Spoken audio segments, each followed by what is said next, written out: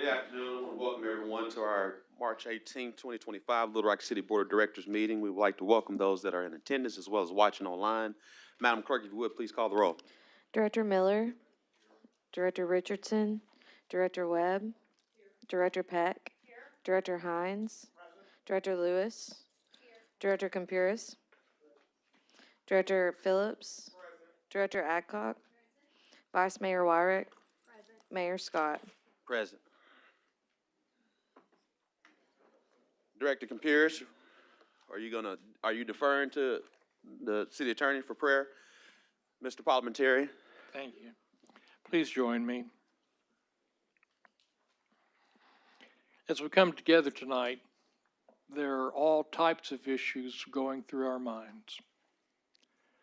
Some of us have friends who are not well. Some of us have pets who are looking at the Rainbow Bridge.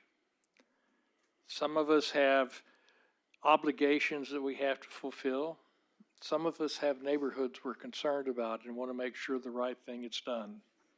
Some of us have property that we wish to enjoy and to have developed in a manner that we think is best for ourselves and for the citizens. There's just a whole lot of stuff going on in this room. But as we go forward and look at the items that we have to deal with tonight, we ask for an insight that the members of the Board of Directors and the Mayor, looking out at the populace here tonight to speak with us and to share with us, put themselves in the positions and the point of view of when they were not members of the Board of Directors, when they were people asking the government for a particular position and all they wanted was to be heard. And if we are people out in the audience, whether we're there in a representative capacity or in a personal capacity, let us have a chance to look at the Board of Directors as they have to make decisions based not only upon an individual application, but upon the best interest of the city overall. Hopefully these views will be united and will be the same. Occasionally these views are in conflict, but no conflict before government is a challenge. It is, in fact, a fulfillment that we live where you can say what you mean, you can express what you feel, and you can work for a common good. Amen. May you all please stand for a pledge of allegiance. I pledge allegiance to the flag of the United States of America and to the republic for which it stands, one nation, under God, indivisible, with liberty and justice for all.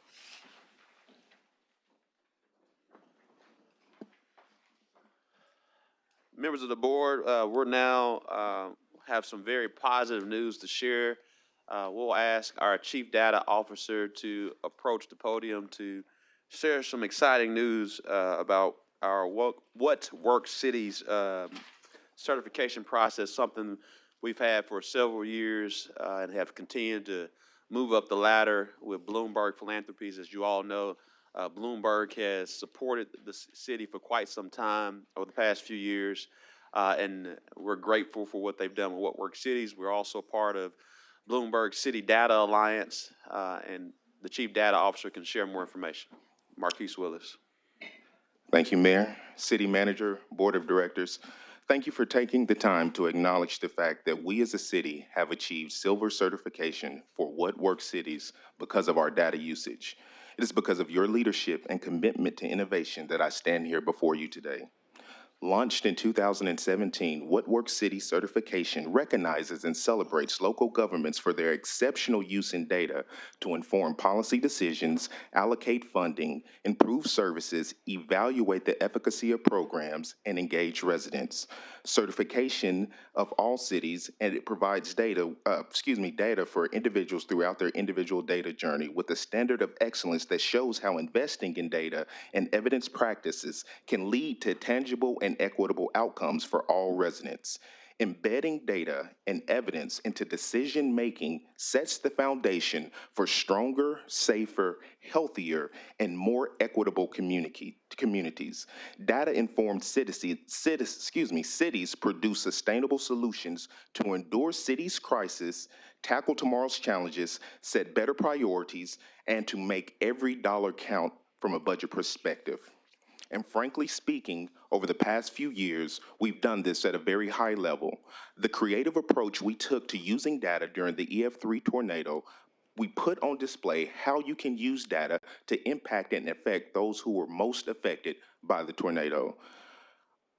Our performance portfolio, Rockfolio, has put true transparency at work, shown performance measures being used, and demonstrated accountability at the highest level. Our usage of data in the city of Little Rock puts us on par with cities like Denver, Colorado, Dallas, Texas, Miami, Florida.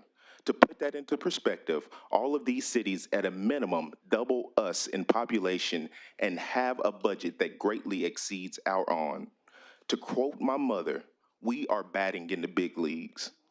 But we did not make it to the big leagues if it were not for collaborative effort.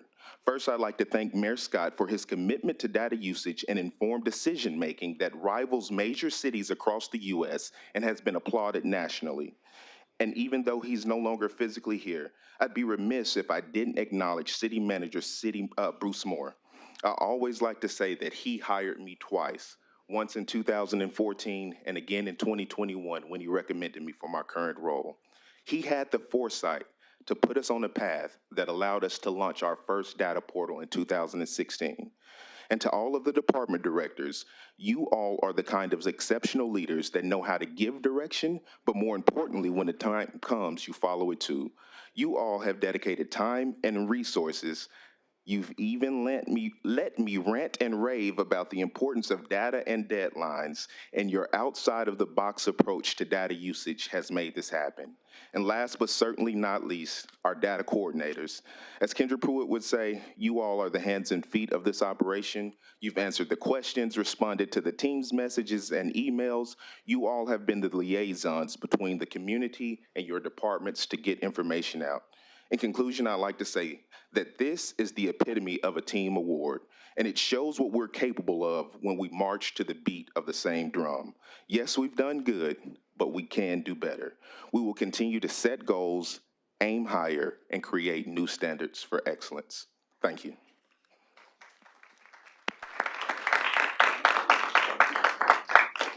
And members of the board, while Chief Data Officer Willis has shared such a great team effort, I want to also just publicly share nothing happens in the city without the city board of directors, and grateful that you all have been supportive of data for quite some time and performance and innovation in the different iterations that we've seen. And we've grown as a city to be a national leader. This is a very exceptional to be silver. It's very exceptional to be a part of the National City Data Alliance.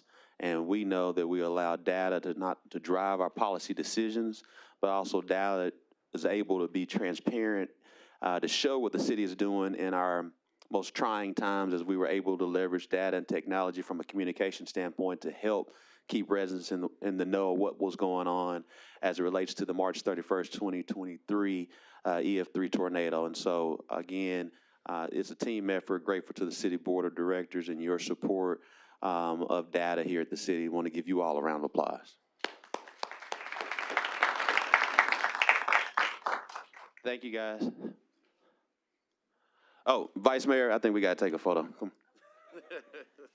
We normally would gather just too many people up there. We normally. You guys are going to stay right there. Oh, you stay right here. Take the photo.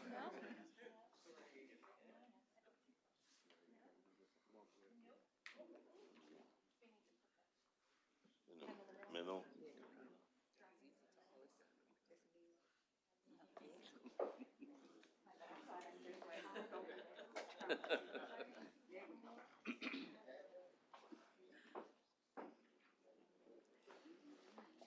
Over here beside you. Hi, hi, how are you? Are you coming beside me, Mayor? Actually. I'll help you out. You get right there. Okay. Oh. Okay. All right.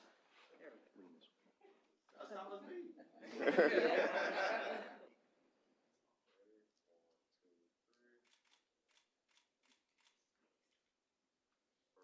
everybody, this is the dream team right here.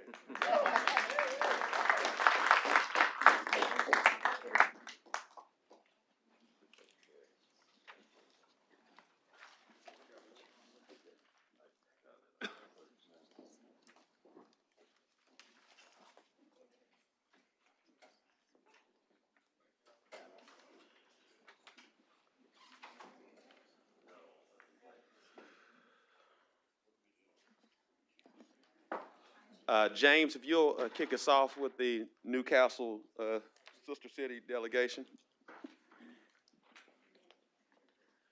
Absolutely. Thank you, Mayor, members of the Board of Directors. I actually want to hand it off to our Sister Cities Chairman to give a brief introduction about the relationship, and then we'll invite our guests from Newcastle up. And also recognize Vice Mayor Wyrick, who's also the liaison to the Sister Cities Commission, has been a staunch advocate for funding of Sister Cities, and we want to share our appreciation to her. Let's give her a round of applause. Mayors, City Manager, Board of Directors, thank you for your time this evening. My name is Edward Haddock. I'm the chair of the Sister Cities Commission here in Little Rock, and we have 5 sister cities. Sister Cities is a relationship based on 3 core functions: education exchange, economic development, and cultural exchange.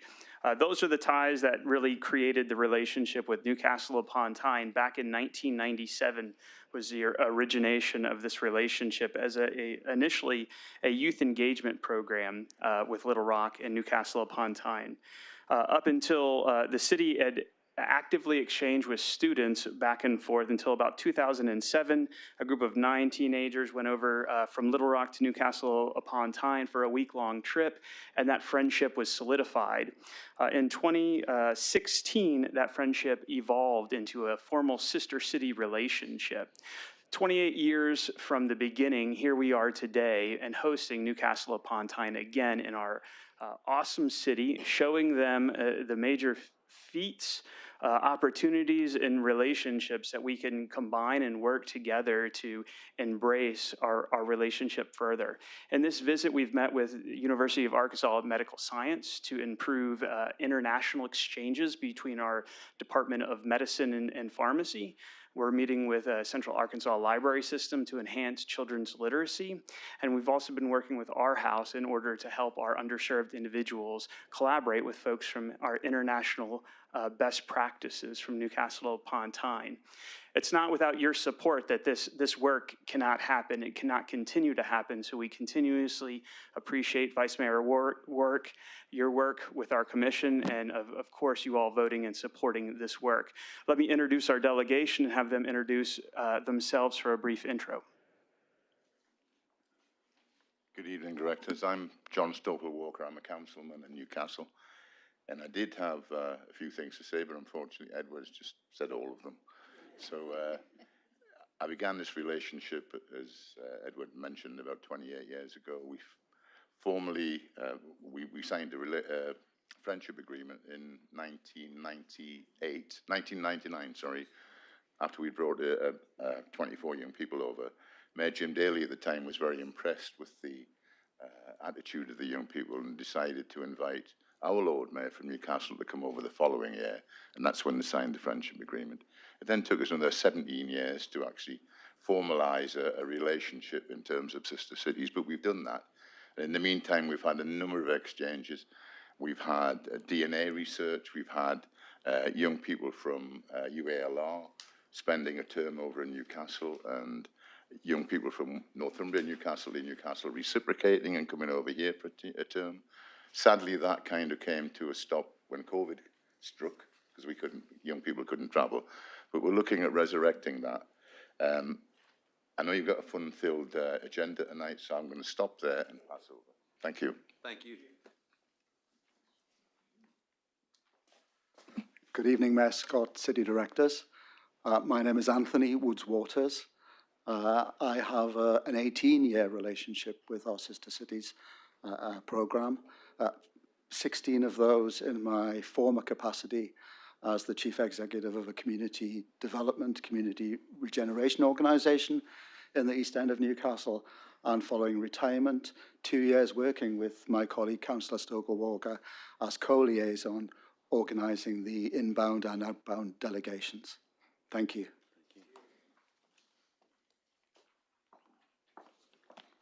Good evening, directors. I'm Wendy Elliott and I'm Chief Executive of the National Centre for Children's Books. So we're a national museum that hosts a globally unique selection of sort of artefacts and manuscripts from children's literature from 1930s to date in England. We're also an educational charity. Sorry, I keep moving away from the mic. We're an educational charity and we focus heavily on access and inclusion. So I see lots of alignment with the work that takes place in this city around literature initiatives and reading initiatives. I think there's limitless opportunities for the two cities to work together on access and inclusion, but also to do things in a really unexpected way, covering both cultural exchange and educational exchange. Thank you. Good afternoon, Mayor, Board of Directors. My name is Richard O'Neill. I'm the creative lead at Seven Stories, so I support Wendy in the work that we do. I'm a children's author, and my major focus is on literacy and making sure that all of our children are as literate as they can be, because that, as we know, gives them the best life chances. This is my first time here, and I've only been here 2 days, and I'm loving it. But it's just so lovely. I think we match so well in the city. What we're here for, from my perspective, is to learn and to share. And we want to continue to do that for the rest of the week. So thank you. Thank you. Remiss of us not to mention the reason for this particular visit, and we're actually developing a joint children's book between the Clinton Library and Seven Stories, and we're working on that over this fall, as you call it, autumn as we call it. So it'll be a very interesting development. If we can get the spelling sorted out between the English version and the American version, we'll be fine. Again, we want to thank you for your support of the Sister Cities program. Without your support, this fantastic relationship wouldn't be able to continue. We look forward to working with the Little Rock Public School System, Central Arkansas Library System, and moving this forward and bridging between our two cities even further. Thank you. Thank you so much, Evan. Again, welcome to the city of Little Rock, and we're grateful for you all. Thank you. Nice to see you again, mate. Thank you.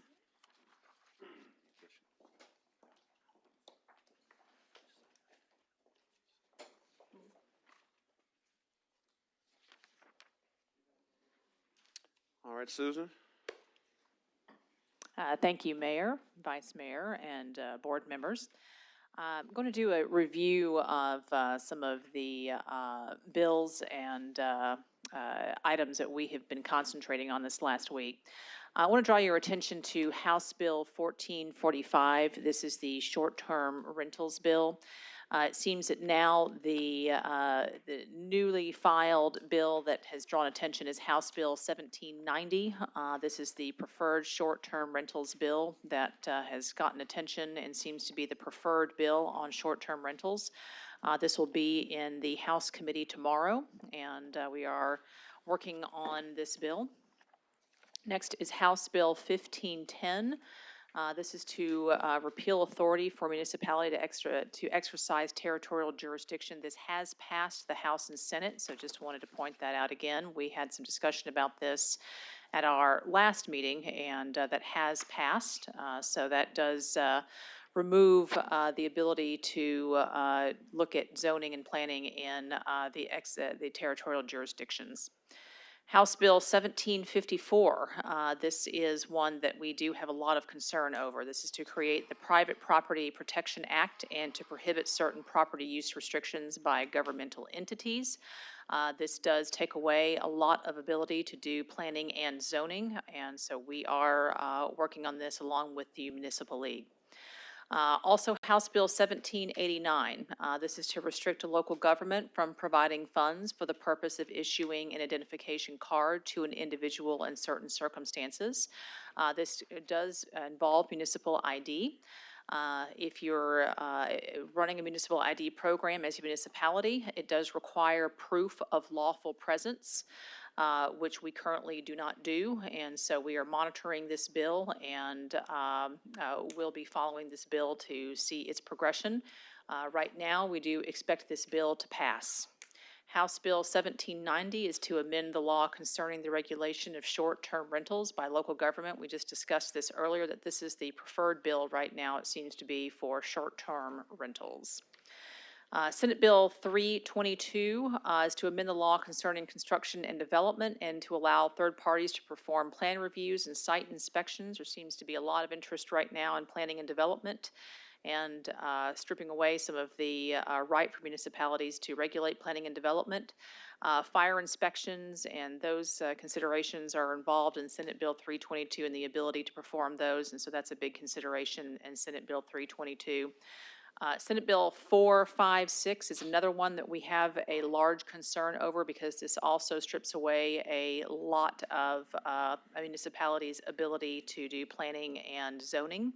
And so we are also working heavily with the Municipal League on this one as well. And then we are also working on Senate Bill 394. This is the one, if you will recall, that works on turnback funds from the county to the cities.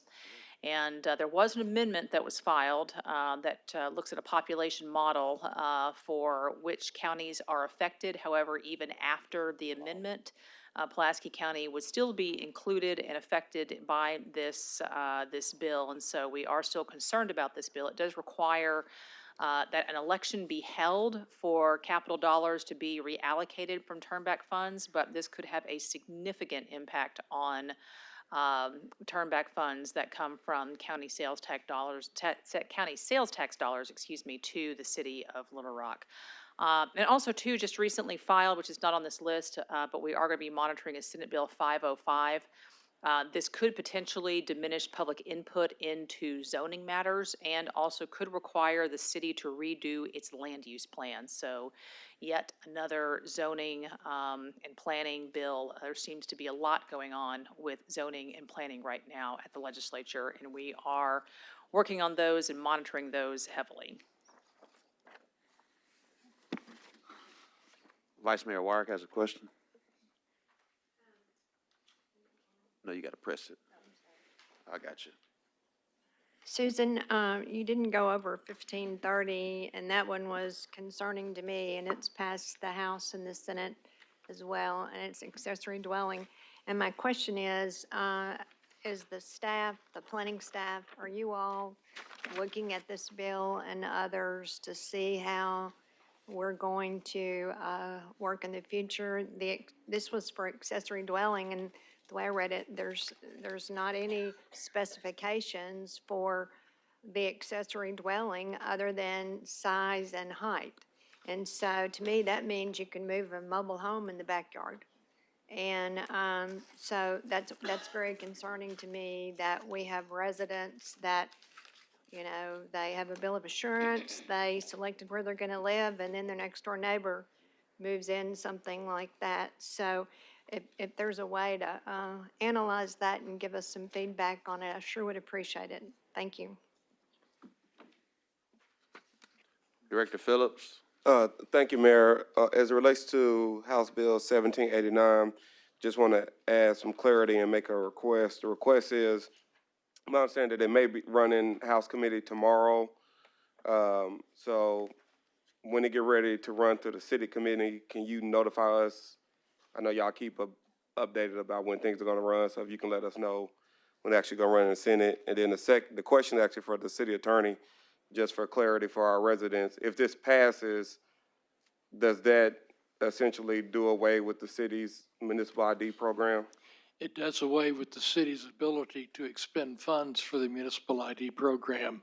The second section of the act says that if it's used for identification and some other matters to a group, up to some specified groups, and that is one of the things that ours does.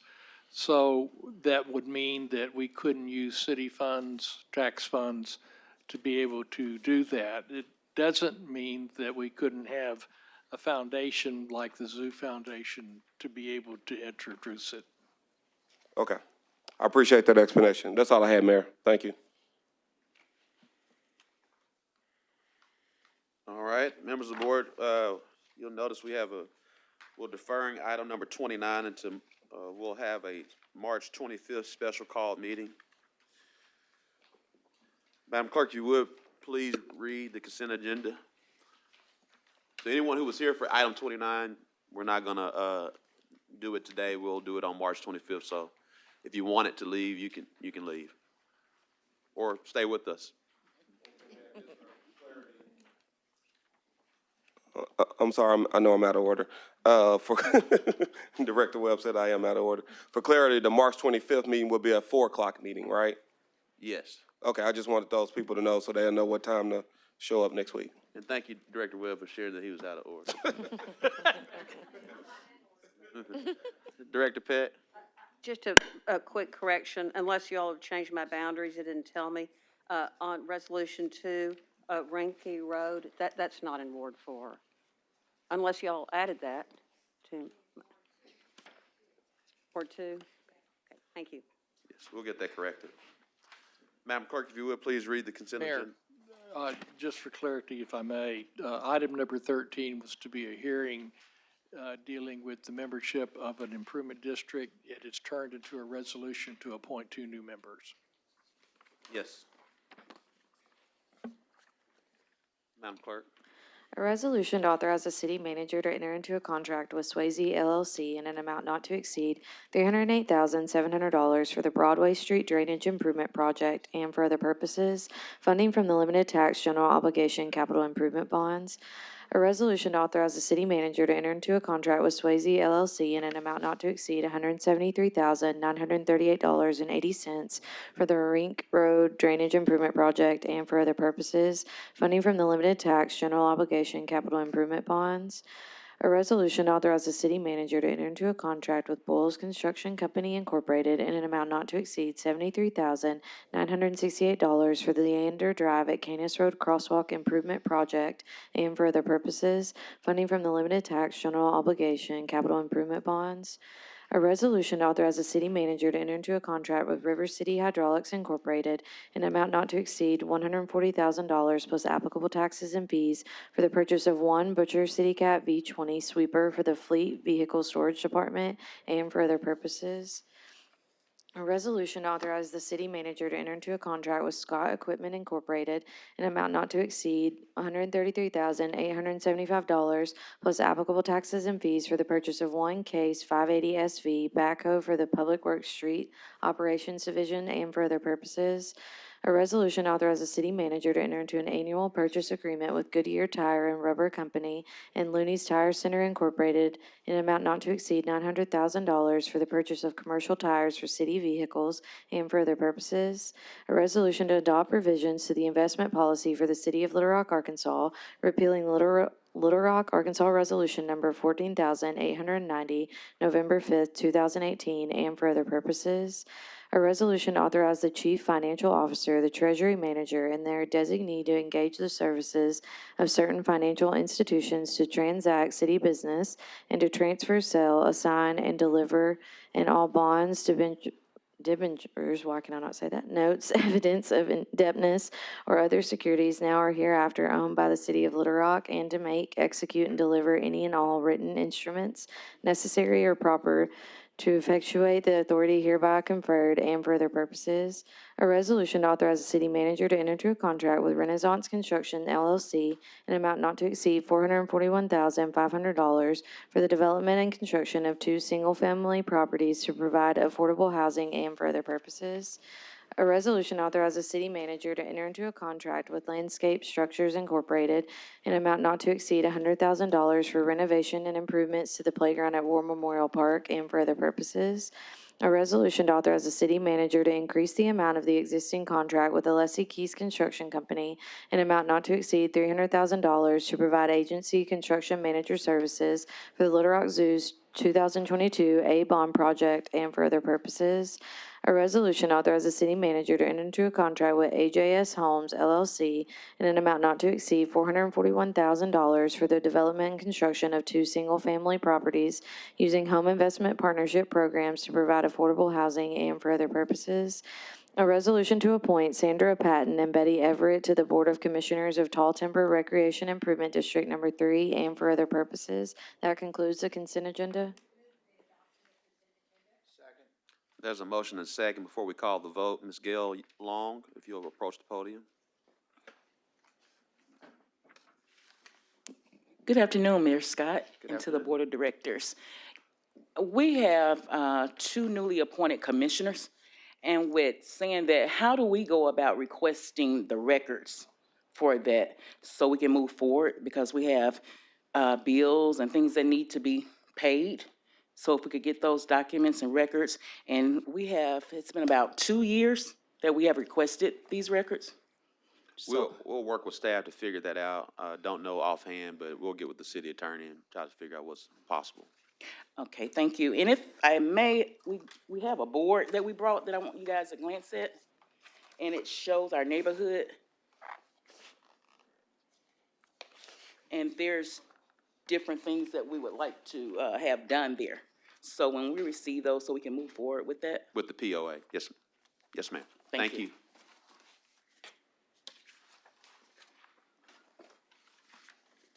All those in favor, please say aye. Aye. All those opposed, say nay. Ayes have it. Madam Clerk, if you would, please, and Mr. Carpenter, if you'll get with the appropriate folks and Vice Mayor Wyrick, and we'll start figuring out what we need to do to make certain that POA gets the information, what's salvageable or available to them.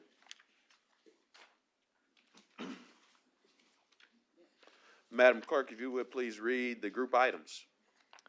An ordinance to condemn the property located at 6317 West Markham Street, Little Rock, Arkansas as a structural fire and health hazard, to provide for summary abatement procedures, to direct city staff to take such action as is necessary to raise and remove said structure, to declare an emergency and for other purposes. An ordinance to reclassify property located in the city of Little Rock, Arkansas, amending the official zoning map of the city of Little Rock, Arkansas, and for other purposes. An ordinance to approve a plan zoning development and to establish a revised plan development commercial titled Chenal Valley, Tract 13, Lot BR-2, revised PCD, located at the southeast corner of St. Vincent Way and LeGrand Avenue, Little Rock, Arkansas, amending the official zoning map of the city of Little Rock, Arkansas, and for other purposes. An ordinance to approve a plan zoning development and to establish a plan development office titled Flores Office Warehouse-PDO, located at 7524 Fairfield Drive, Little Rock, Arkansas, to amend the official zoning map of the city of Little Rock, Arkansas, and for other purposes. An ordinance to approve a plan zoning development and to establish a planned district commercial titled Laban Properties SCR2 PDC, located at 13212 Colleen Drive, Little Rock, Arkansas, amending the official zoning map of the city of Little Rock, Arkansas, and for other purposes. An ordinance to reclassify property located in the city of Little Rock, Arkansas, amending the official zoning map of the city of Little Rock, Arkansas, and for other purposes. An ordinance to approve a plan zoning development and to establish a plan development residential titled Orndorff Number 1 PDR, located at 1211 and 1215 College Street, Little Rock, Arkansas, amending the official zoning map of the city of Little Rock, Arkansas, and for other purposes. An ordinance to approve a plan zoning development and to establish a plan development residential titled Orndorff Number 4 PDR, located at 1207 College Street, Little Rock, Arkansas, amending the official zoning map of the city of Little Rock, Arkansas, and for other purposes.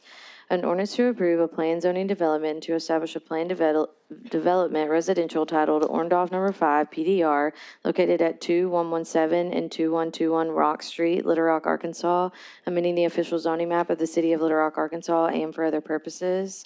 An ordinance to declare it impractical and unfeasible to bid, to authorize the city manager to extend the sole source agreement with City Air Incorporated for 1 year at an amount not to exceed $100,000 to establish an educational program relative to the city's education initiative for use by the Little Rock School District, to declare an emergency and for other purposes.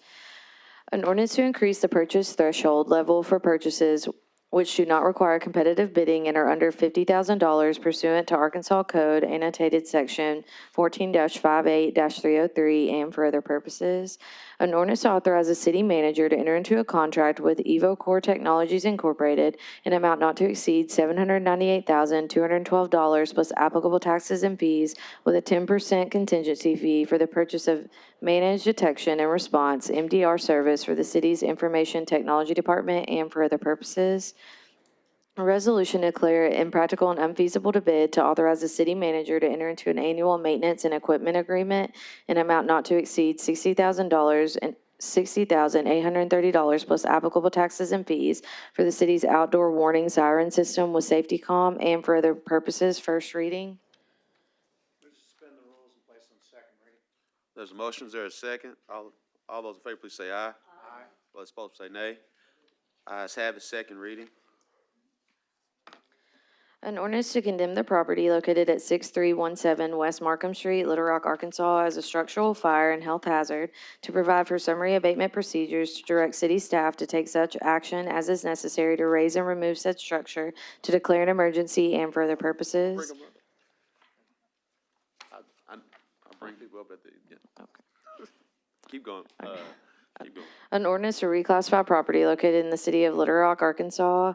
An ordinance to approve a plan zoning development and to establish a revised plan development commercial titled Chenal Valley Tract 13, Lot BR-2, revised PCD, located at the southeast corner of St. Vincent Way and LeGrand Avenue.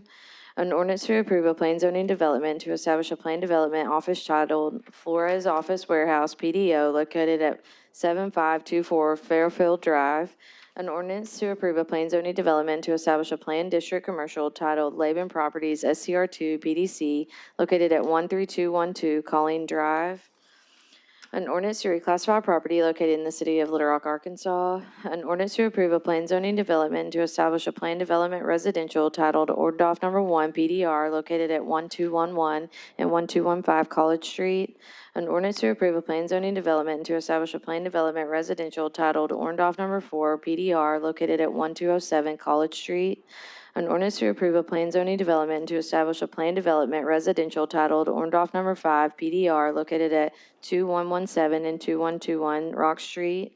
An ordinance to declare it impractical and unfeasible to bid to authorize the city manager to extend the sole source agreement with City Year Incorporated for 1 year in an amount not to exceed $100,000 to establish an educational program relative to the city's education initiative for use by the Little Rock School District, to declare an emergency and for other purposes. An ordinance to increase the purchase threshold level for purchases which do not require competitive bidding and are under $50,000 pursuant to Arkansas Code annotated section 14-58-303 and for other purposes. An ordinance to authorize the city manager to enter into a contract with Evo Core Technologies Incorporated in an amount not to exceed $798,212 plus applicable taxes and fees with a 10% contingency fee for the purchase of managed detection and response MDR service for the city's Information Technology Department and for other purposes. An ordinance to declare it impractical and unfeasible to bid to authorize the city manager to enter into an annual maintenance and equipment agreement in amount not to exceed $60,830 plus applicable taxes and fees for the city's outdoor warning siren system with safety comm and for other purposes. Second reading. There's a motion. Judge, I'm gonna get to you. We go through 3 readings and I'm gonna come to you. I understand, but I want it on the record. But that Judge, my client objects to it, Judge, I was, out of courtesy, I was speaking to you, but let's get to the 3rd, and I'm gonna come to you. I promise you. There's a motion second. All those in favor, please say aye. Aye. All those opposed, say nay. Ayes have it. 3rd reading. An So we got ordinance- other people to talk just like you. An ordinance to condemn the property located at 6317 West Markham Street, Little Rock, Arkansas as a structural fire and health hazard, to provide for summary abatement procedures, to direct city staff to take such action as is necessary to raise and remove said structure, to declare an emergency and for other purposes. An ordinance to reclassify property located in the city of Little Rock, Arkansas. An ordinance to approve a plan zoning development to establish a revised plan development commercial titled Chenal Valley Tract 13, Lot BR-2, revised PCD, located at the southeast corner of St. Vincent Way and LeGrand Avenue.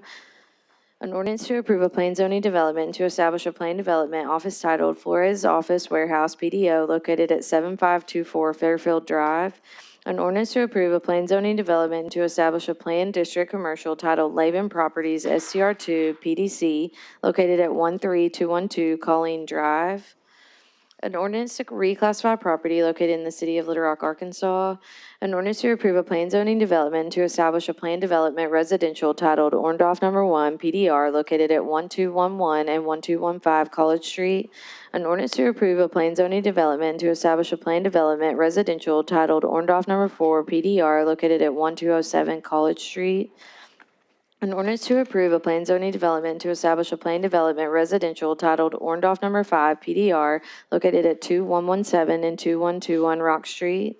An ordinance to declare it impractical and unfeasible to bid to authorize the city manager to extend the sole source agreement with City Year Incorporated for 1 year in an amount not to exceed $100,000 to establish an educational program relative to the city's education initiative for use by the Little Rock School District to declare an emergency and for other purposes.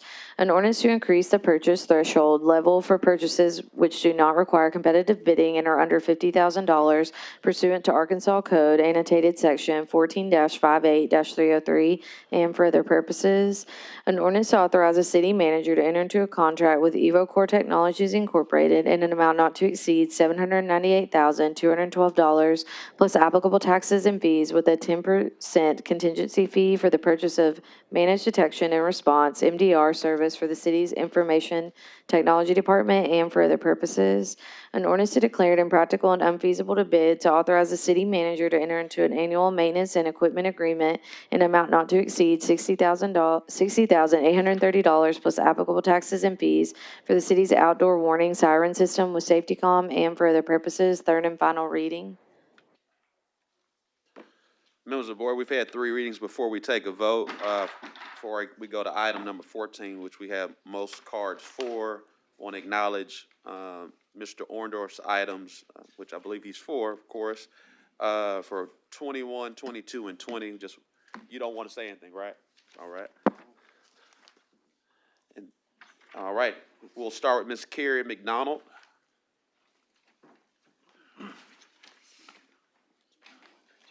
I'm sorry. Thank you, Mayor.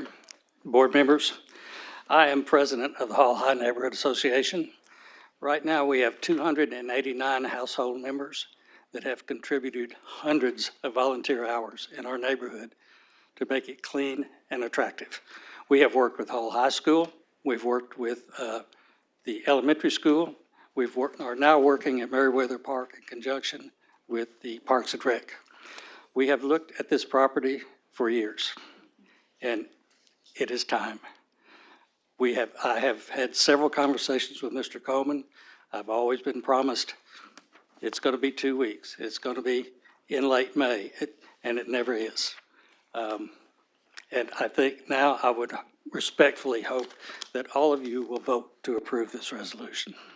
Thank you. Thank you so much. Judge Fleming. Thank you, Mr. Mayor, members of the board. I'm Victor Fleming. I'm with Gill Reagan Owen Law Firm. The property at 6317 West Markham, we represent the owners. The owner of the property is called Circle CK West Markham. The umbrella entity that develops the Circle K stores is called Bluefin Development Company. This property was previously a gas station convenience store. Our client, Bluefin Development Company, has developed over 20 Circle K stores in Arkansas, many of them in Little Rock. Our client acquired the property via an entity called Blue CK West Markham. CK stands for Circle K.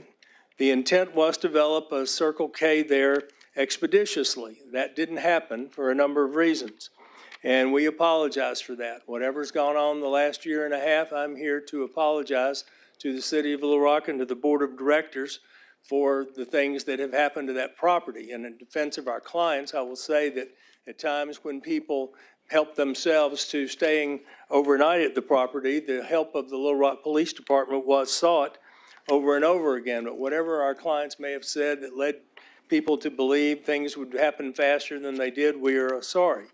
What we are asking tonight is that this item be bumped to the first meeting in July.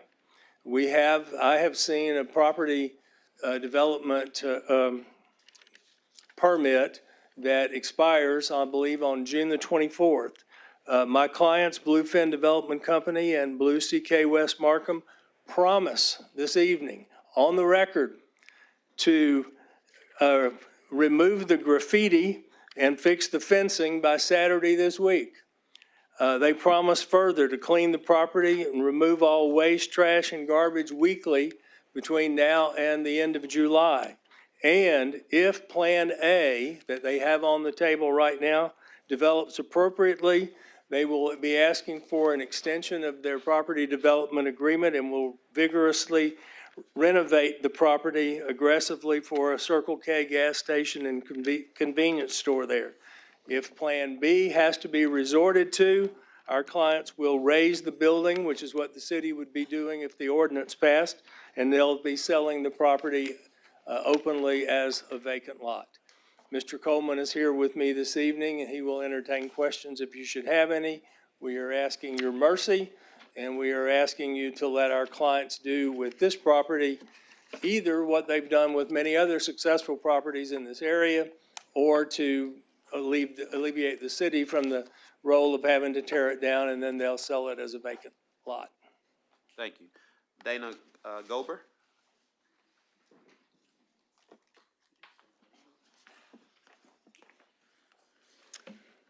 Good evening, Mayor Scott, Vice Mayor, and Board of Directors. My name is Dana Gober, and I'm the president of the Briarwood Area Neighborhood Association.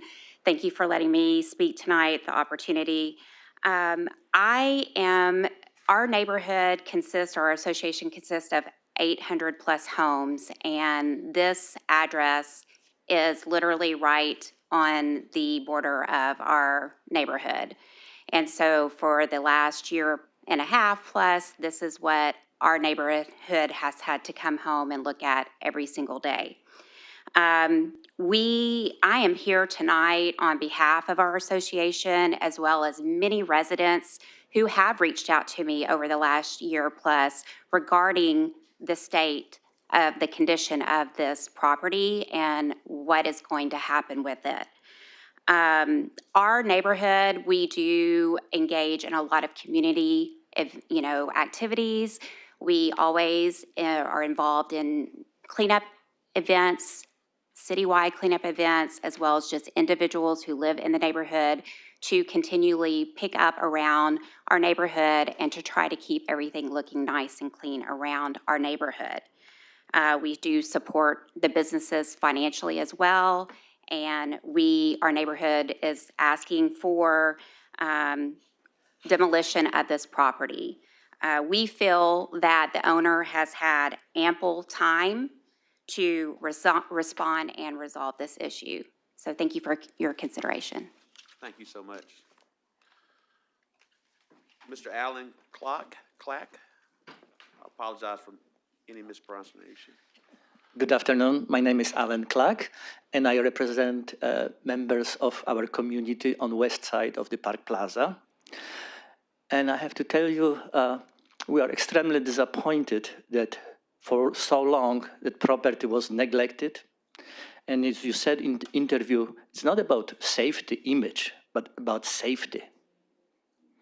And we are not safe. We got hundreds of neighbors living there, driving every day, plus any businesses who wanted to start business in Park Plaza, anybody who wanted to buy a house, they are disappointed, they're afraid. So no more excuses, no more excuses. This property has to go down tomorrow if it's possible. We're trying to work, Mr. Coleman. For a year and a half, we actually offer to paint for free this property, and he ignored us. So please send a strong message to anybody in the city who wanted to do something like this against people. No more. Thank you. Thank you so much. Mackenzie I cannot, Ra, I'm sorry, I couldn't read the right. My eyes is the reason. It's a unique spelling, Mayor. Okay, thank you. My name is Mackenzie Robb. I'm a lawyer at Kutak Rock here in Little Rock. I represent the borrower to Mr. Fleming, or the lender to Mr. Fleming's client. Can y'all hear me a little bit better now? Yes, ma'am. All right. We would ask that the city defer action on this for 30 days. We're in proceedings with the borrower and expect those to be resolved shortly, and are happy to work with the city on any desired action in the meantime, but would ask that action be deferred for at least 30 days. Thank you. Thank you. Mr. Brian Harden?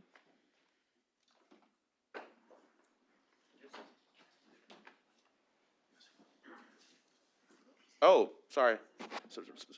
Apologize. Got the cards mixed. You know, my eye doctor's gonna call me tomorrow, right?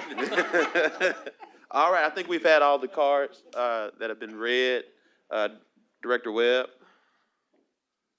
Thank you, Mayor Scott, and thank you to everybody who came to talk about this. I called for the first time a year ago and was told that this property would be late May or in May. And then I called again and it was late June. And then I called again and it was the next month. And with each of those phone calls, I would call the neighborhoods that are represented here tonight and tell them, no, I'm sorry, what I told you last month is not correct. It's going to be another month. Until gradually I sort of lost all my credibility with them as I continued to call and say, one more month, one more month, one more month. And then when we started texting, the responses I got from the company became fewer and further between. And then last fall, when we had a cleanup on McKinley, which is one of the street that I've adopted, but it's a street that, thank goodness, my friends at Hall High Neighborhood Association also helped keep clean. As we looked at this property across the street, we said, you know what? We could paint this ourselves. And like Mr. Clack said, we reached out and offered to paint the graffiti, to paint over the graffiti at the site.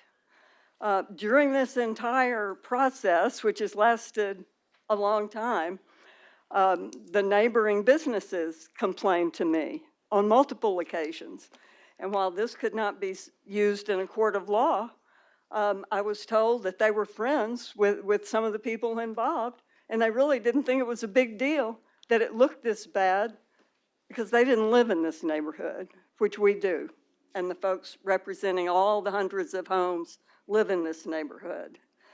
So the responses, as I said, were fewer and farther between until last week when I've had multiple calls, multiple emails, multiple texts about it. And like Attorney Fleming said, you know, he can't make up for all the things that have happened before.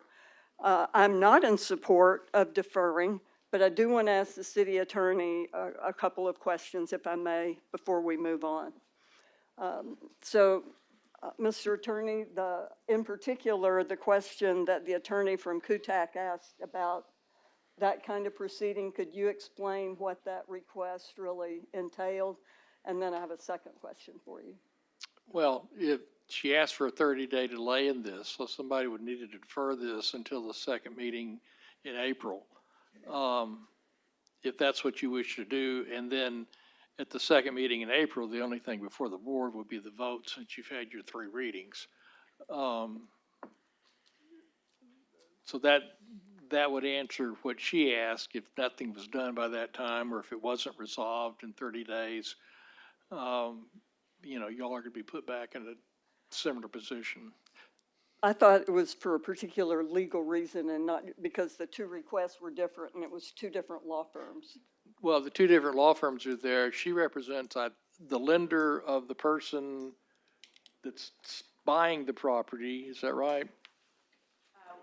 My client has a loan to Okay. Oh, sure. They're loaning some money evidently to Mr. Fleming's client, and there are some issues running around there, but they really don't concern you.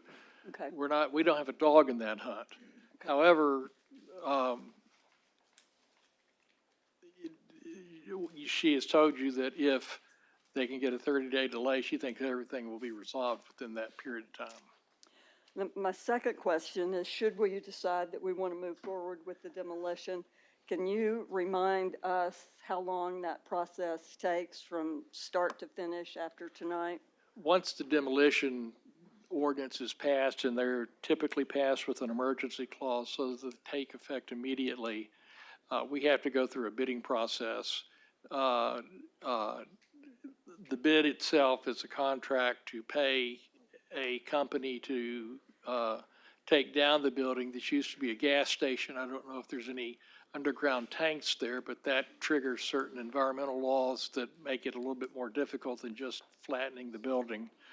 And I don't know what the condition of the land is under there, but if there were gas tanks and they leaked, that's another issue also. Any event, it takes usually 2 to 4 weeks to get the bid out and everything to get the thing done.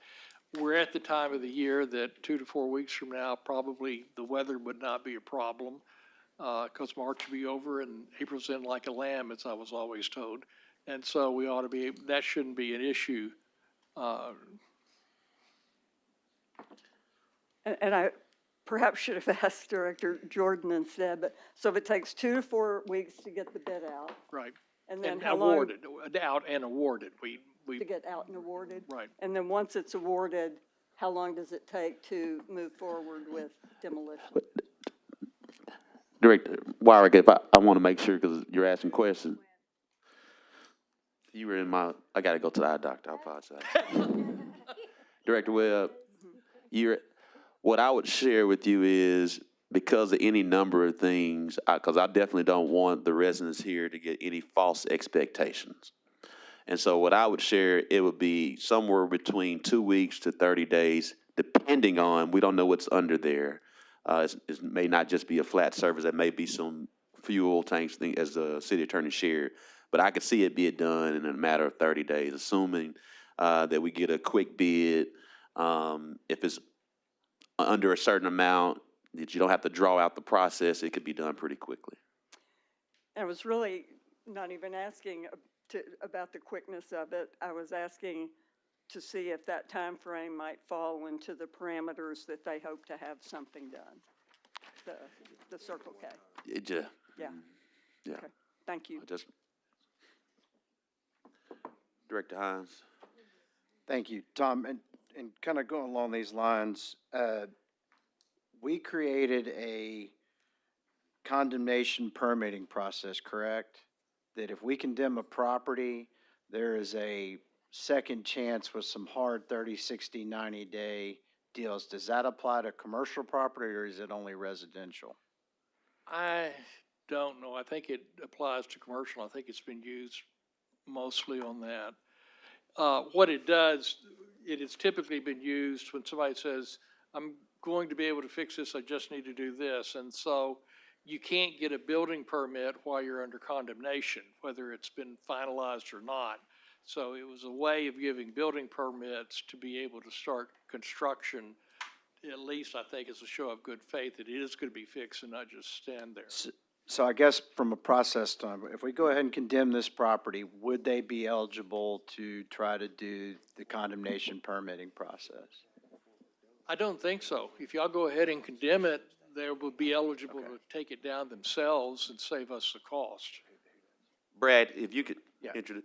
Or Chuck, whoever can give us more information on this, because I agree. I don't think without the sword of Damocles with the condemnation hanging over this, we're going to get any movement, so. Mayor and board of directors, they could actually, in this situation, we revoked the permit, and because it expires 6 months without any work, the permit automatically expires. So I told Mr. Coleman that was the case. They would have to go back through the whole plan review process and get this again. And like I said, it'd be up to the board if, decide to give me more time, but, I think for Mr. Carpenter, I think, he has said, under condemnation, I kind of agree. I don't think he would want to move forward with it, so, as far as a building permit, but that was kind of. I mean, I guess that's what I'm saying is we set up an issue after we condemned a piece of property to be able to get a permit to try to fix the property. I just wondering if that's applicable because I'm a yes on condemning the property, but I'm trying to, I guess, cut the proverbial baby in half if we're going to be. Now, if we condemn the property owner still has the right to go in and do the demolition themselves, correct, Tom? Yes. Okay. That's correct. So they can pull the trigger, because if I understand it right, if we do the job, we have to pull those tanks. I'm assuming we can't just seal them and leave them in the ground? Well, in the past, the ADEQ has allowed those tanks to remain if they're not leaking. Okay. But we would have to visit with them again, because it's been a while since we actually had a service station where we've taken it down. And it had to be an environmental asbestos testing and also, like I said, environmental analysis of the property to see if the tanks are, leaking or what might be the problem with those. And that'd certainly make it more costly. All right, well, okay, and again, because I'm not getting the answer I'm asking the question to, what is the process if we condemn this property? Would they be able to go through the condemnation permit, building permit process if we condemned it? Or would this take further action from us to come back and say, we'll hold demolition until they get through this What's process? happened in the past that we've seen, to answer your question, yes, at the end of the day, you all can stop it.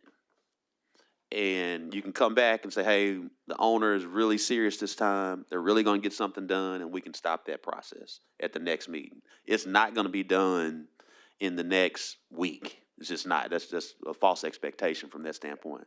However, I would say, I hope we do condemn it, because there's too many buildings like this in our city. If we're going to truly focus on being clean and safe, take it down so no one else does it. If you go right down to Broadway, there used to be 2 gas stations right next to the Sonics. Guess what? We cited them, took about a year process, and eventually we were getting ready to go through the same process. The owner demolished it itself. It's no longer there, and hopefully they'll build something. But we got to continue to show an example, because the Broward Neighborhood Association, as well as Director Webb and many others, it's just an eyesore right across from a central area in our city. We need to do that, just not in that area, just on Broadway, south of 630, southwest, east end, and hopefully this is an example to the companies that they won't allow this to happen. So it looks like we got the votes, I think. All those in favor, please say aye. Those opposed, say nay. Ayes have it. Thank you, everyone. You've got an emergency clause, Mayor. There's an emergency clause. Director Webb, do you have a motion for the emergency clause? I want to. He said, so move for the emergency clause. All right. All those in favor, please say aye. Aye. Opposed, say nay. Ayes have it. All right.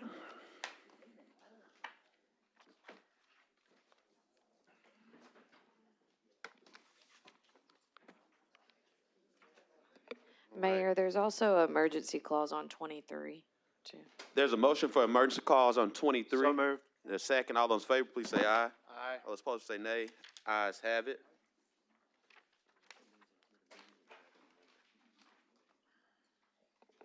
Madam Clerk, if you would, please read item 27. An ordinance to approve a planned zoning development to establish a planned district commercial titled King SCR2 PDC located at 5147 Cantrell Road, Little Rock, Arkansas, amending the official zoning map of the city of Little Rock, Arkansas, and for other purposes. First reading. There's a motion and a second. All those in favor, please say aye. Aye. All those opposed, say nay. Ayes have it. Second reading.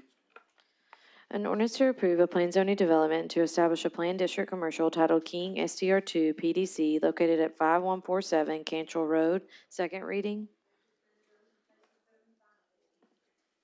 There's a motion. Is there a second? All those in favor, please say aye. Those opposed, say nay. Ayes have it. Third reading. An ordinance to approve a planned zoning development to establish a planned district commercial titled King STR2 PDC located at 5147 Cantrell Road. Third and final reading. We've had 3 readings. We have 4 cards all against. Miss Nancy McDonald first.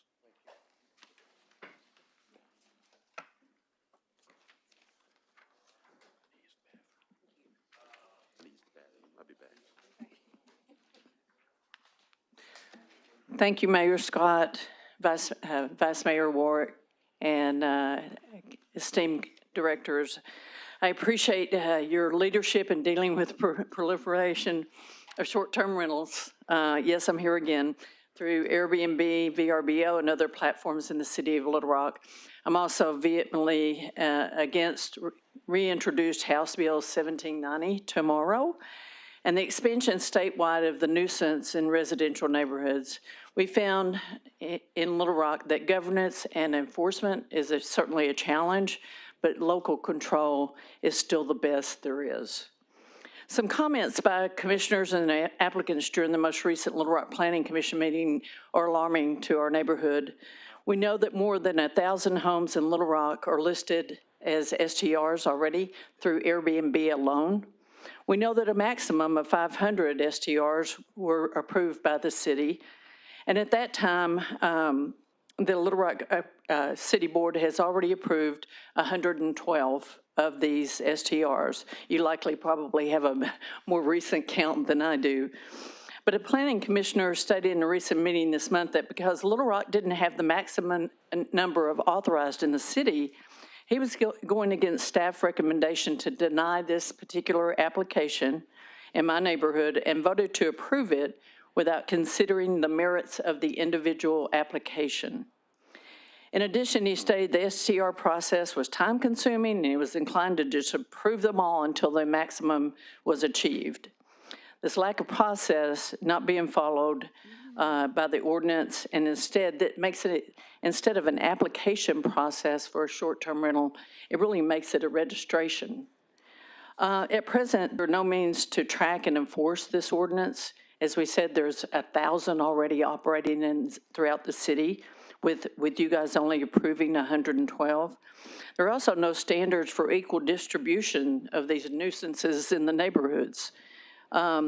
Testimony by police, hotel businesses, neighborhood associations, and others on even House Bill 1790 indicate that enforcement is almost impossible right now. One size does not fit all. I ask that you deny this specific short-term rental application and enact a moratorium and not approve any further applications until the city has the capacity to track and enforce the ordinance, and perhaps amend the ordinance to incorporate conditions suitable to neighborhood living. We appealed last time on just the neighborhoods themselves. When you basically put a hotel in the middle of your neighborhood, and my nearest neighbors are really 10 feet away from my bedroom window. If I have a short-term rental next door, I don't know who's there from week to week. We've had some rather interesting people stay in our neighborhood. So I'd like to see the board consider to incorporate some conditions suitable to neighborhood living. I know I'm going to be testifying tomorrow with the state, and the same jurisdictions don't apply for rural living or resorts or Buffalo River cabin, whatever. And I would ask that we consider amending the City of Little Rock's ordinance to include some restrictions that no STR shall be within X feet. There are a lot of smarter people around than I am of another residential home. I guess my final comment, don't property owners have rights too? And I would ask that you deny this particular application and consider a moratorium on any further ones until we can actually track the ones that we already have operating. Thank you for your time. Thank you, Ms. McDonald. Now, were you speaking for everyone else? Just kind of, you, Susan, Ms. Susan Colford? The club? Well, I guess y'all will all be at the state capitol tomorrow. That's what the real club is. This is the club. I am Susan Colford, and I live at 5134 P Street in Little Rock, and I've lived there for 27 years. I want to thank each and every one of you for your continued work toward solving this ongoing dilemma of the STRs in our city. At the State of the City address by Mayor Scott, he spoke about how Little Rock is responding to our community challenges. And he said and I quote, "Little Rock is responding by continuing to focus on the fundamentals of public safety," great, "strong neighborhoods," yes, "efficient government," and a city where residents feel engaged and empowered. I'm a retired school. Yes, he did. I heard him say it. Okay. Oh, Lord. This is what we want in our neighborhood, and I'm sure in other neighborhoods, for Little Rock. And by standing up for our neighborhoods, we strengthen our city and our neighborhoods. STRs are a disruption to the neighborhood's character. We depend on trust, knowing our neighbors. We also look out for each other, and we rely on each other to help us feel safe. There are already 2 STRs within a fourth of a mile from this property, 1715 North Tyler and 1715A North Tyler, and both of these belong to the applicant. Do we really know how many STRs are in Little Rock? I don't think so. Allowing a commercial property in the middle of an established single-family neighborhood is not acceptable. 5147 Cantrell is 200 feet from my back door. I pray, I beg you all, I know you've heard this again and again. We're counting on you to help us feel engaged and empowered. We want to keep our neighborhood strong. Please help us. And I am an old school teacher, so I'll look you in the eye, sir. Yes, ma'am. Yes, ma'am. Thank you. And I don't think you need to. Yes, ma'am. Oh, that's funny. Miss Sherry Henderson, we're having fun tonight. All right. And I'm a retired school teacher also. What school? Are LRSD schools or? PCSSD, and also worked at Little Rock Awesome. 25 years. Book Arts Magnet. Awesome. Well, I want to thank Frank Scott and Vice Chair Warwick and all of the members of the board for giving me the opportunity to speak today. And there is a handout of a map that you were handed that will, yes, please, that will address just a 1-block area around the 5147 Cantrell that I'm going to be speaking about. I'll first say, my name is Sherry Henderson. My husband and I live at 5116 Cantrell Road, and this July we will have lived in our home for 42 years, and we have raised our 3 children there. And our home was built in 1923, so it's been around almost for a century or just a touch over, just like many of the other houses in this area. Our neighborhood is zoned for single-family residence. It has existed without any changes to the quality and character of our neighborhood for a century. Now, if you'll look on the map, what I'm going to be talking about initially is what property and homes are for sale just in this 1-block area. So if you're looking from Cantrell Cavanaugh to Cantrell Harrison, from R Street Cavanaugh to R Street Harrison, and from P Street Cavanaugh to P Street Harrison, you're going to find that there are 6 homes for sale and there are 3 vacant lots. If we're looking at the house at 5147 Cantrell and you go just immediately to the west, there is a house for sale at 1717 North Harrison. The reason this house is for sale is the Millers who own the property and live there are now renting a house in West Little Rock and selling their house because of previous guests that have lived for a time at 5147 Cantrell. If you just cross the street from the house that's located at 1717 North Harrison going west, there is a vacant lot. Then if you just continue going, you will see the property located at 1715 North Tyler. So between 1715 North Tyler, which is also owned by Ms. King, there's only that piece of property and a vacant lot between the existing property at 5147. And they own both pieces of property. So we go back to the corner of Cantrell and Harrison, and you cross the street. There is a house for sale at 1801 North Harrison.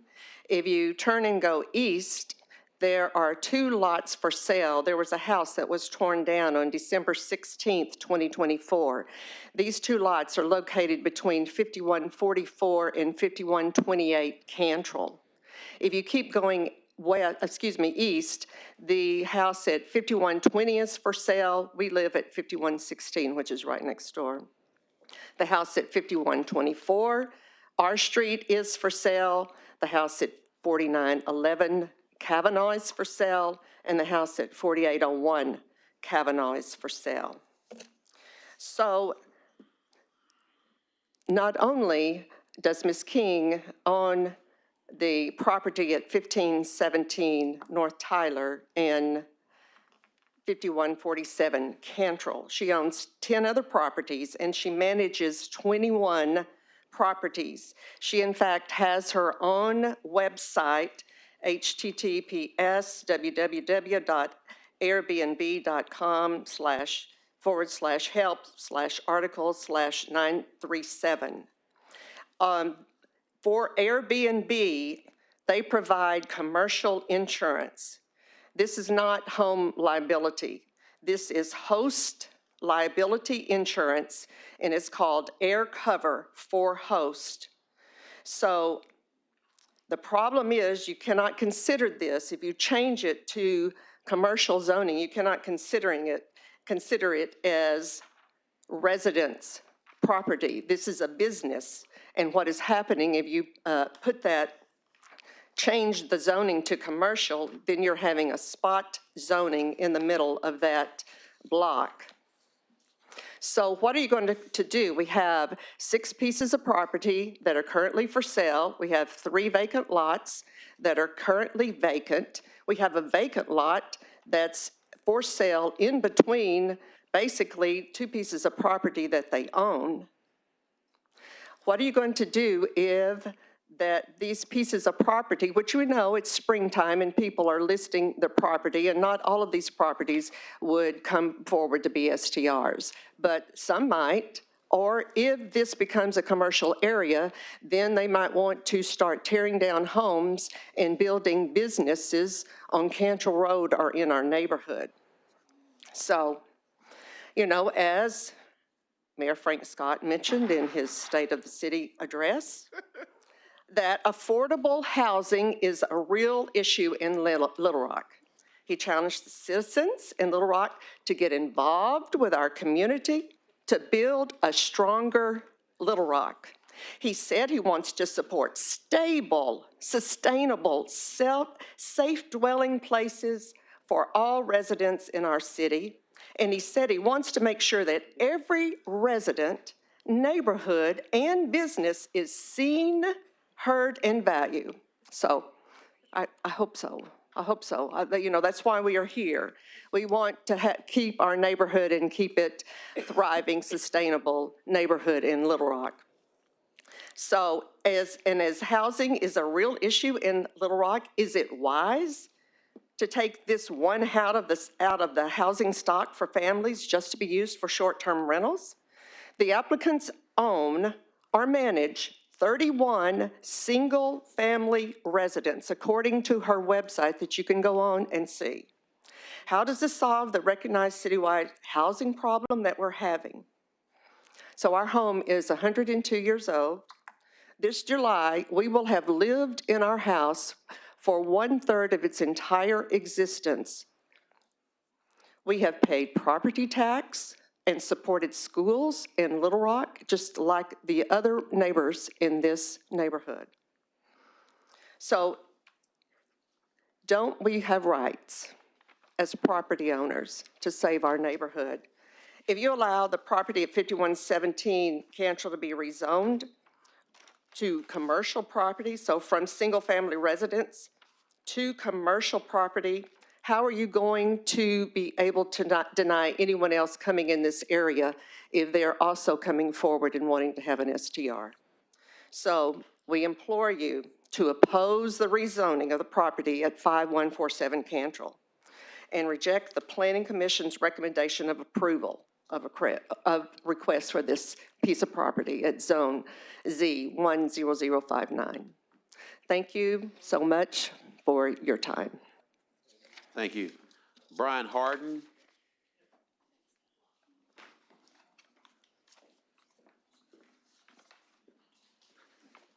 Good afternoon, everyone. Good afternoon, the board. Thank you.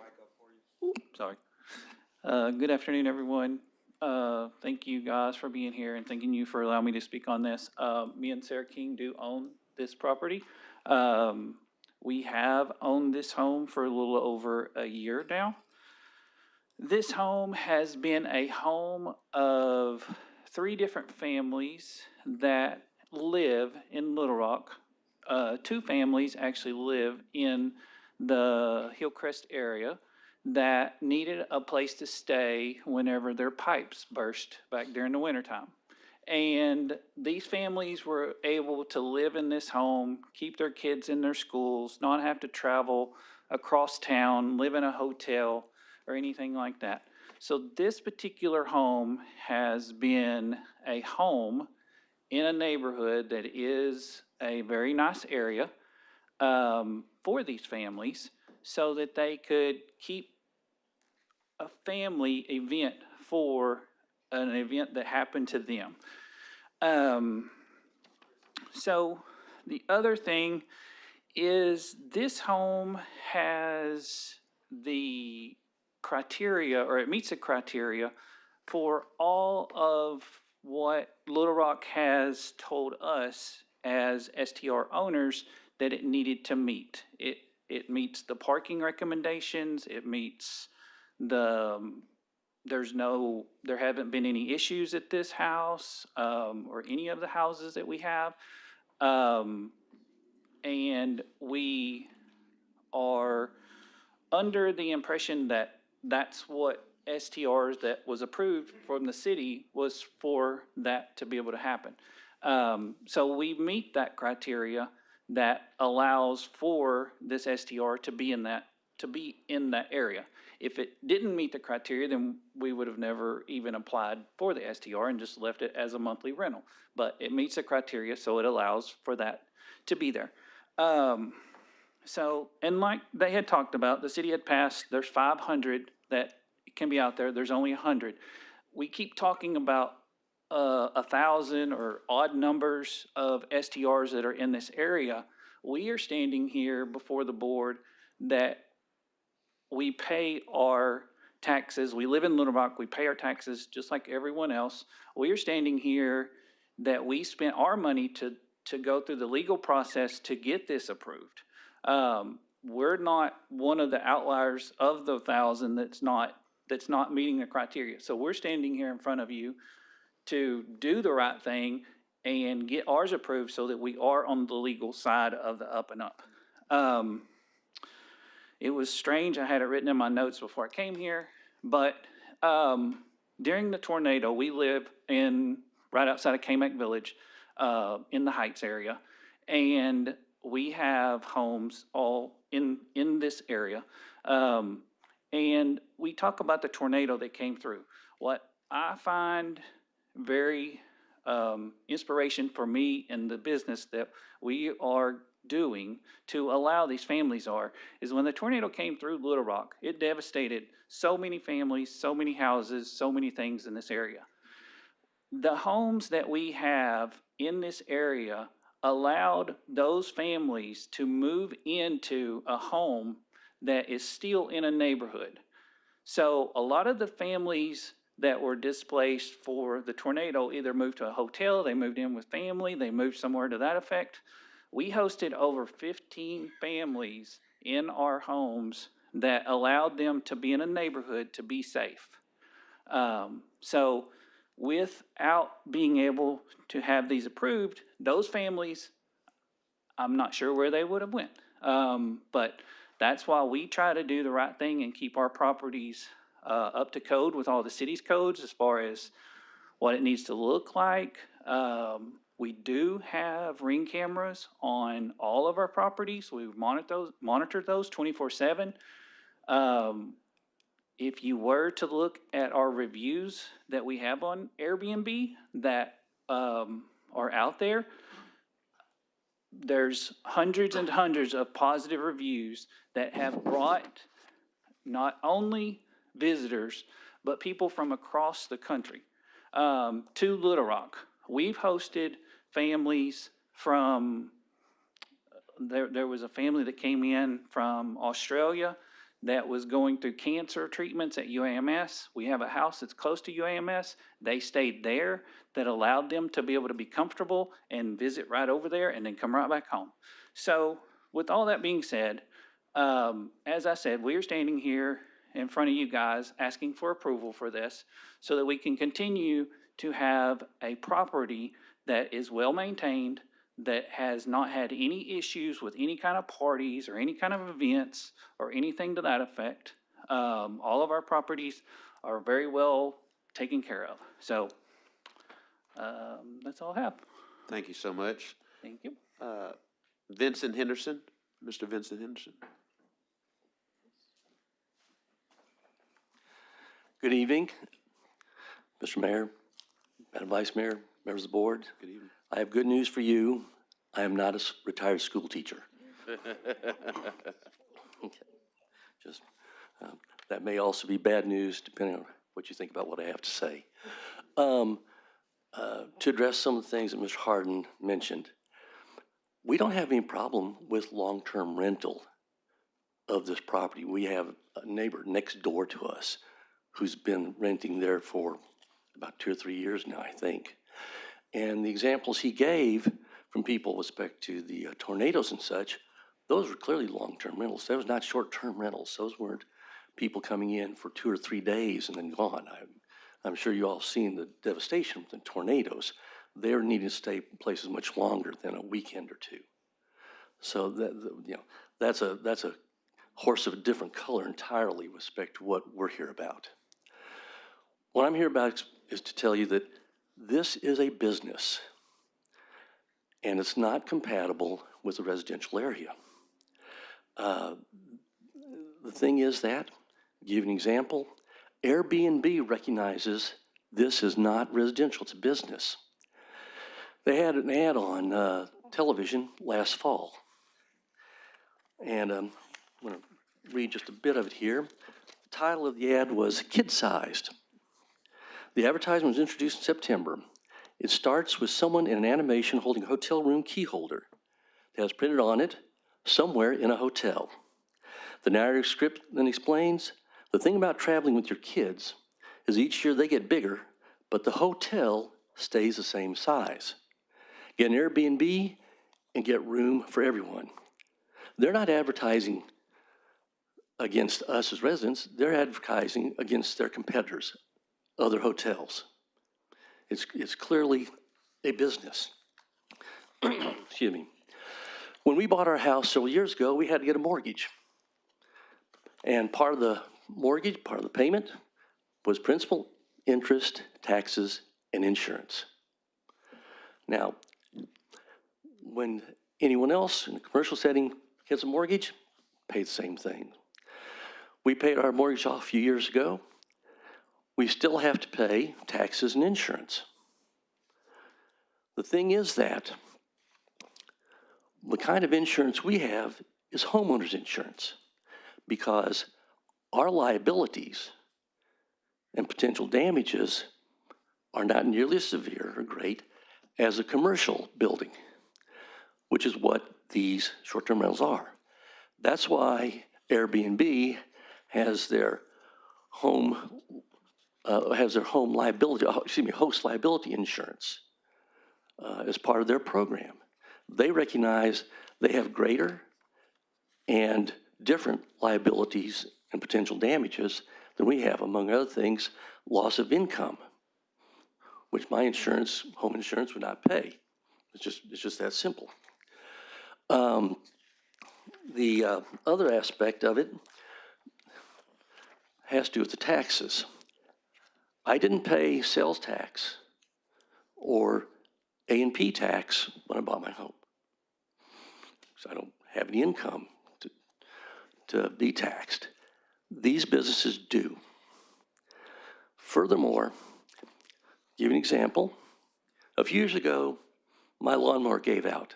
I had to buy another one.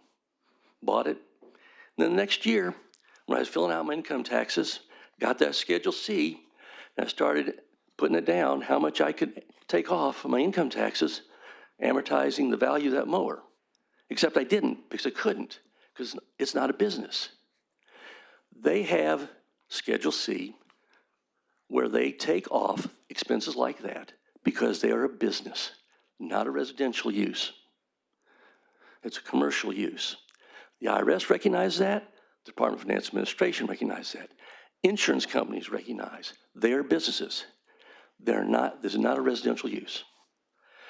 I also want to address something that's come up a couple of times that has to do with what honestly, the staff of the Planning Commission, as well as the Planning Commission itself. What I think it was Mr. Russell explained, and what the Commission went along with, was that you dot your I's, you cross your T's, you check off all the boxes, we're done. Then they're required to go ahead and recommend to you an ordinance to amend the city plan, zoning plans. Abusing discretion means misapplying that, but it can also mean when you don't use any discretion at all. And the problem, and I understand, the commission doesn't have any qualifications or standards upon which they can make a judgment, make a recommendation to you. And to a certain extent, the same thing with the commission staff. When I think this ordinance was looked at some time ago, there were some standards, some qualities out there that were in fact published. I don't know what's happened to them, but I don't get the impression that the Planning Commission knows about them, or the staff necessarily. And for that reason, I think you should seriously consider, one, denying this, but also two, putting a moratorium on all of them until you can amend the ordinance to include those standards, those qualities, those qualifications, those characteristics in the ordinance itself, to give the Planning Commission staff, the Planning Commission, and you as a board some guidance on what and how to make these decisions. I think that's what you see the problem with so many of these arguments and discussions and debates really all over the place, rather than being able to focus on some relevant criteria. The other reason why I think you should go ahead and have a moratorium is because of the legislation right now, including House Bill 1790.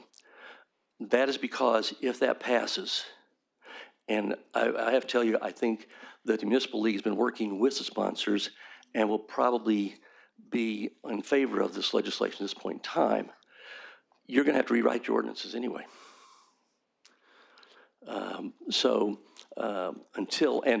Until we know about that, that's yet another issue.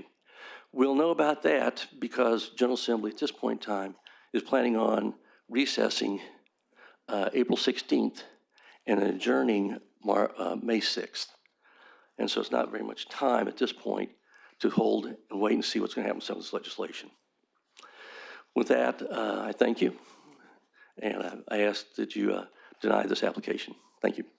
Thank you, Mr. Henderson. Director Adcock? You had your, yes, ma'am. Director Webb? Thank you, Mayor Scott. I want to thank all the Ward 3 folks who have been out tonight. And I want to remind everybody, in case you've forgotten, that you saw these same people. They have been here multiple times over the last year, particularly when we had delays and folks didn't show up, and so they went to, I think these folks on the front row have been to as many planning commission meetings in the last year as some of the planning commissioners. And, you know, applicants get a number of delays, and so they have gone month after month after month after month. And as soon as we thought the one issue on Cantrell was resolved, then this one came up. So they're here again. And I think it is important to point out that staff recommended denial. We have approved many of the homes that, many of the short-term rentals that Mr. Harden is involved with. We have even worked with them on one that is not that far from this one, that is in the Heights. And I urge my colleagues to oppose this short-term rental as I will. Thank you. Thank you, Director Webb. Director Phillips? Thank you, Mayor. Director Webb kind of mentioned this. I was going to call on Director Jordan to kind of remind us of why the staff made this recommendation. Thank you, Mayor, board members. Director Phillips, I guess in this case, the past is prologue, and I think that Director Webb hit on it. Probably in September of 2023, I met this group of people that's sitting on the front row here, and we get a lot of calls, and these people, this neighborhood has been very active, and they care about their neighborhood quite extensively, and it's very heartening to know that there's still people out there like that. And this was about 200. The original proposal was about 200 feet from this, where this house is. I want to remind this board that they did deny that application, and through that, there was a series of just loopholes that were jumped through and BOA appeals, and Director Webb had it right. There were times where they would defer or not show up, and then the people that are sitting here, they were having to come to the meetings. And so when we looked at this application, we felt that it was part and parcel of the original application, and that was why staff recommended denial. It was what had already been said. It was the commercial nature of it. It was, and I'm really glad that Ms. Colford, and I've got to know Ms. Colford pretty well, and she's a very nice lady. We talk a lot. But she mentioned neighborhood character, and I believe that in this case, that it would chip away at what the neighborhood character is, and these people have been fighting for the past 2 years to keep commercial properties away from their small little area of Little Rock that they have lived in for decades, and because of that, that was my staff recommended denial. Okay, thank you, Director Jordan. That's all I had, Mayor. Members of the board, we've heard from the residents. We've had 3 readings. All those in favor, please say aye. All those opposed, say nay. Nay. Nays have it.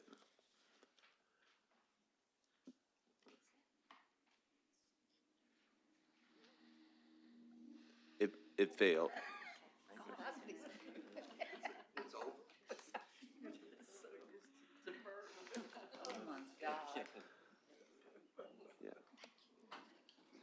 Yeah. You can leave if you want to.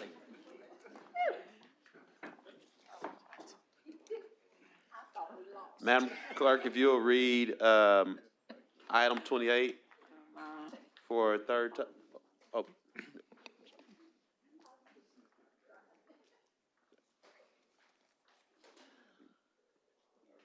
Mayor, you can't read it for the third time because there are amendments to it. You can't read. This is the third. But It's been amended, and so you can't read it for the third time without approving the amendments. Yes, thank you. After a discussion with Mayor Scott, I have agreed to defer this to next Tuesday March 25th, at which time we'll have a special meeting to discuss the storm water manual and this virtual attendance ordinance. Director Phillips?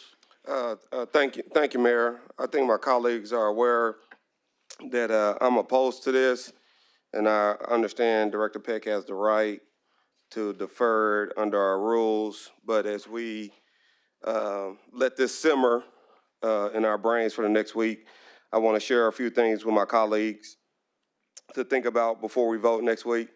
You've got a request to defer on the floor by the member that has to be granted. There's nothing to discuss. There's nothing to discuss. Your ordinance says that when a member brings forth the matter, which this is, they can withdraw it or they can defer it, and they don't need a vote of the board, but because they can do that, there's no discussion. The discussion would be at the meeting next week. Can I have a point of privilege No. outside of this issue? You can ask the board for a vote to suspend their ordinance. Suspend the ordinance of what? The ordinance that says that when somebody introduces an ordinance of their own, then they have the authority to take it down or to defer it at their own desire. It doesn't take. No, an action of the board. I don't, like I said. She's acted to defer it. So the board could, I mean, I think, Yeah, I'm not asking her, I understand she can defer it. so if it's deferred, there's no discussion. I understood. I'm saying as a board member, am I not allowed to speak at a board meeting? You have not having a reason to have a rule if you have a Well, before we go to ordinance. any uncharted waters, we know the item's been deferred, but he is a city director. I don't want us to get in, everybody calm down. That's what I'm getting at. Everybody calm down. Okay. I appreciate that, but what's the sense in having a rule if you're not going to pay attention to it? I can say that about a lot of things, city attorney. I didn't ask you to defer it, but I mean, you have every right to defer it. I do think that we got it last night, and that's part of the reason why I have issues with this, but I got a list of 7 things on why this is not a good ordinance that I want to share with my colleagues that they can think about for next week. And as a board member, I think I should have the right to speak at a board meeting, outside of this being deferred. No. Okay. Robert's rules, you don't. You can get a vote of the board if they want to let you, but in and of itself, as a board member privilege, you don't have that. So what about citizen communication? You want me to go to the well? You don't have a card in one. But I'm a file by board, 6 because I'm a board member, that's why I don't have a card. Communications requires a card to be filed prior to 6 o'clock, or we don't recognize it.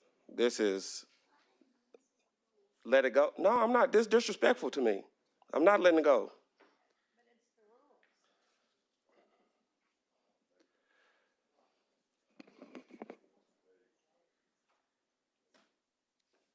Director Hines?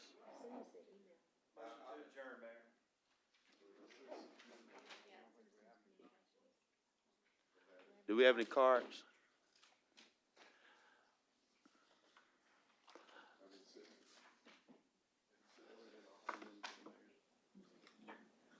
I don't have any.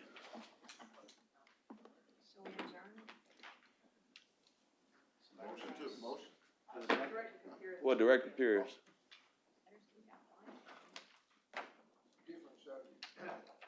So he can talk, even though it's not on the agenda, for a different subject?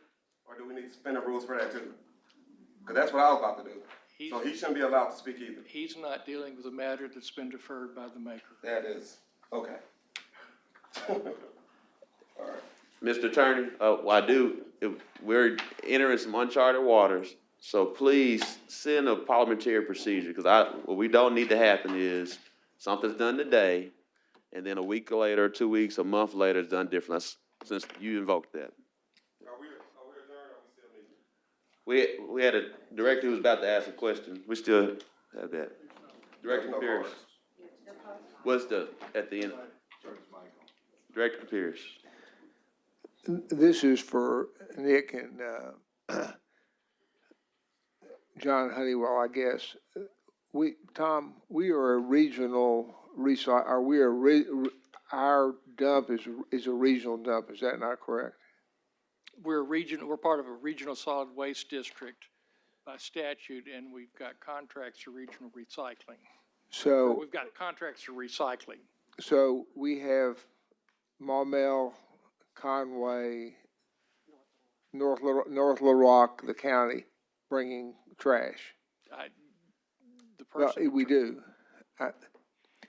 What I'd like to know is to have a cost analysis of, are we making money, or in the end, will we be losing money as far as having to build a new cell by doing that? And that's, I just want to know what what the monetary situation is of having that going on. This is not for today. This is just to get an answer. All right. Thank you. Director Phillips, your hand is up. Yeah, I got a different issue about procedures. Procedurally, as I mentioned in an email to my colleagues, I think it's unfair to the citizens that, and I appreciate Director Peck deferring this, even though that wasn't my request. But what I shared with them was that it's unfair for the citizens not to be informed of things that we're voting on. So for us to get something on Monday with the idea that we was going to vote today is unfair to the citizens. During the invocation today, the city attorney said that there are people here that want to be heard. In the Bible that I read, it says that how can they know unless they are told? And that applied to our citizens. How can they know? How can they be heard unless they're told? So us continuing to have things done the day before the meeting, as I put in the email, is substandard, and that's not how we should be operating as a city, and that's not fair for our constituents, so they can be informed of what's going on. And Mayor, I'll defer the rest of my comments about the ordinance until next Tuesday. I move to adjourn. There's a motion second. All those in favor, please say aye. Those opposed say nay. Ayes have it. Meeting adjourned.